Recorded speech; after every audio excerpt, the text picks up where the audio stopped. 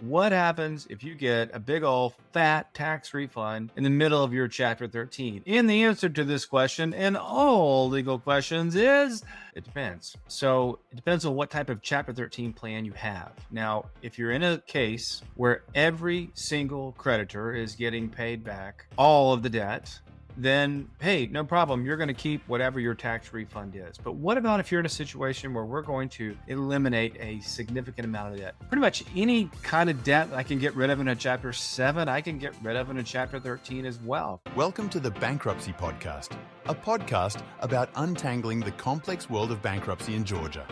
Each week, we deliver the best insights and practical advice on how to navigate the legal waters of bankruptcy with expert guidance and real-life stories. Now here's your host, Jeff Kelly.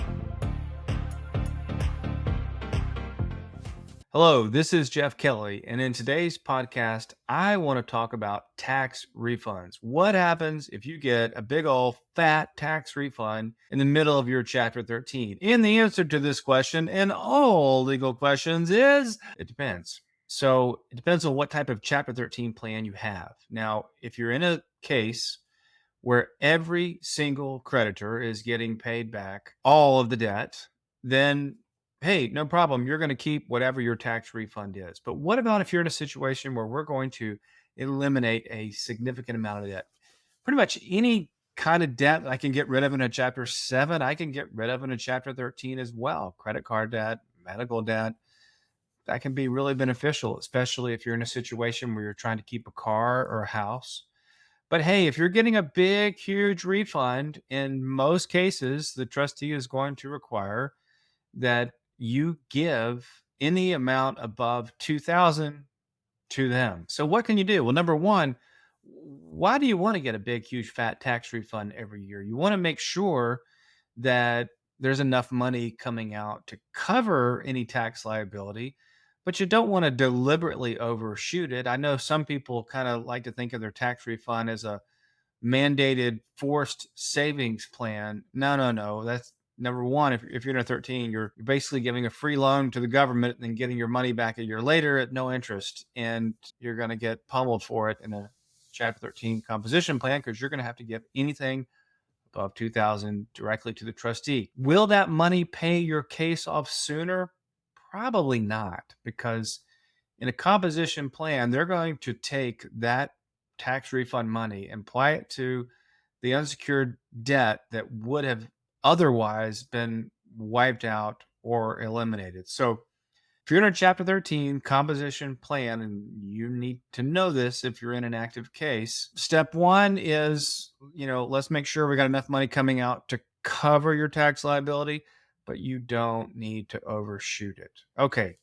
Next thing that I want to recommend anybody who's in a Chapter 13 plan, period, should be going to ndc.org on a regular basis to see where is their money going in the case. How is it being distributed? Who's filed claims? Maybe who hasn't filed claims? And every now and then, it doesn't happen in every case, but there are quite a few cases where we're in a composition plan. We're going to wipe everybody out. And some of these creditors don't file claims. In fact, a lot of them don't file claims. And there are some situations where we can change the plan from a composition plan to a 100% plan without increasing the monthly payment because some dumb creditors did not bother to file proof of claims. So we need to know if that has happened. So pay attention to when your bar date is. Maybe we can adjust it so that you'll get all of your tax refunds no matter what, if we can get it to a 100% plan after the bar date. Now, another point I want to make is, in some exceptional situations, let's say you're getting a big tax refund and you need that money for a specific purpose, like I have to do these emergency repairs to the house, I have to do these emergency repairs to my car, blah, blah, blah. Whatever it is, we can file a motion with the court to ask for permission to do that. But number one, you're going to pay attorney's fees for the motion. And number two, anything like that, you got to prove it. I mean, we got to have like receipts, we got to have estimates. I mean, we have to show the trustee at every step of the way this is legit, this is real. We're not just trying to make this stuff up just to get your tax refund money back, and we got to prove it to the court. So, in a situation like that, they have to notify all their creditors. That costs a lot of money, or can, and postage and things like that. And then we have a hearing for the judge, and then depending on what judge you get, might impact on whether it gets approved or not. Like what you hear so far? Make sure you never miss a show by clicking the subscribe button now. This podcast is made possible by listeners like you. Thank you for your support. If you're intrigued by the world of bankruptcy and want a comprehensive guide to help you get out of debt, head on over to kellycanhelp.com/welcome and subscribe to our email list to have a guide to bankruptcy in Georgia, helping people get out of debt delivered right to your inbox. Now back to the show. Now, let's say you have somebody who they want to take their tax refund money and they want to go have a vacation because they hadn't had a vacation in a long time. Can you do that? Cannot do that. There's no way a trustee is going to approve that. There's no way a judge is going to approve that. Or, anything that involves you spending money on luxury, it's just not going to happen. While you're in Chapter 13, we ask that all of our active clients give us a copy of their tax return every year they're in the case so we can see, hey, have you gotten a big bump in pay? A few percentage points, no big deal. We're probably not going to fool with it. But if you've doubled your pay, well, you might have to pay more money to the trustee. If you're in a 100% plan, it would pay your case out faster. If you're in a composition plan, it may not affect the timing of your case finishing earlier at all. So, but we do need to look once a year to see, because let's play this out. Let's say you have somebody who doubles their income. They never tell the trustee, they never tell their attorney. I mean, if you're giving us your tax return, we're going to know, but let's just, for argument's sake, say you get lucky and you slip one past the goalie for a while. At some point in time, the trustee is going to get a hold of your tax return, and they're going to know that you had a significant increase in pay. And if that happens, then, potentially your entire Chapter 13 case could get dismissed if the trustee thinks you've been committing fraud by sitting on a higher income and not reporting it and trying to slide one past the goalie. I can just tell you as a general rule, it's a bad idea to try to slip one past the trustee. They're going to make you pay for it later, either in the amount you're paying to the court or just throw your case out because they're ticked off that and they feel like you have taken advantage of them and abused the rules. So don't do that. We got to be upfront. We're getting court protection. We're, at a minimum, we're getting rid of interest and late fees, and we're stopping you from getting sued. And, you make an agreement when you first file this case that you're going to comply with all of the bankruptcy laws. And one of those rules is, hey, if there's extra money floating around, either through tax refund or through increase in pay, trustee's going to want an increase in the monthly payment as well. Now, having said all that, there's no way you're going to get stuck with a Chapter 13 payment that is unlivable. If you hear somebody saying, I can't eat because of my Chapter 13 payment, I can't pay my rent because of my Chapter 13 payment, they need to go meet with their bankruptcy attorney as soon as possible, because it's not supposed to be that way. Now, if somebody says, oh my gosh, I can't go to the beach this year because I'm in a Chapter 13, that's true.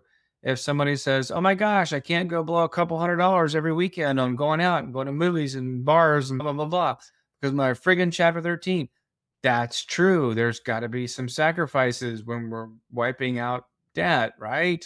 So no, you can't. It's not the end of the world. It's not draconian. It's not like you're going to have to eat rice and beans while the case is active. No. But yeah, there are some restrictions.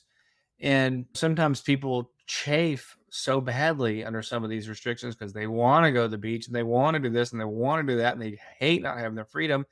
And they say, just get me out of the case. I quit. Well, what happens when you voluntarily dismiss the case? The creditors are coming back. Now, maybe they don't do it tomorrow. Maybe they don't do it next month. Maybe they take a few months. At some point down the road, they're coming back. And in Georgia, when they sue you, They can clean out your entire checking account. They can garnish your wages. They can make your life incredibly difficult. So quitting a case to regain freedom is a bad idea. Getting to discharge is always the best plan. Make it to discharge, get rid of the debt once and for all. You don't want these people building up more interest and then coming back again for the exact same debt years down the road. You don't want that. If you ever hear somebody say, oh, they're never going to come after you after old judgments. Well, yeah, that may be true. But, in Georgia, you can renew your judgment every 7 years. So a lot of people will call me and they're like, this debt's, 15 years old. It's impossible that they're able to come after me. And then I look at it and then you see they renew the judgment and guess what? It's still valid. So if you've got any questions at all about Chapter 13 or Chapter 7, don't hesitate to give us a call, 770-881-8449. You can set up a free consultation with us and we can take a look and see what would your best option be. Check out, if you hadn't done so already, please go to my website, www.kellycanhelp.com/welcome, and download a copy of my book that I wrote on Chapter 13 and Chapter 7. And also we have a lot of podcasts on different various topics at kellybankruptcy.com. Thank you so much for tuning in. Have a great day. Thanks for joining us this week on the Bankruptcy Podcast. Make sure to visit our website, kellybankruptcy.com, where you can subscribe to the show in iTunes, Spotify, or via RSS so you'll never miss a show. While you're at it, if you found value in this show, we'd appreciate a rating on iTunes. Or if you'd simply tell a friend about the show, that would help us out too. If you liked this show, you might want to check out our guide to bankruptcy in Georgia, helping people get out of debt. Available at kellycanhelp.com/welcome. Be sure to tune in next week for our next episode.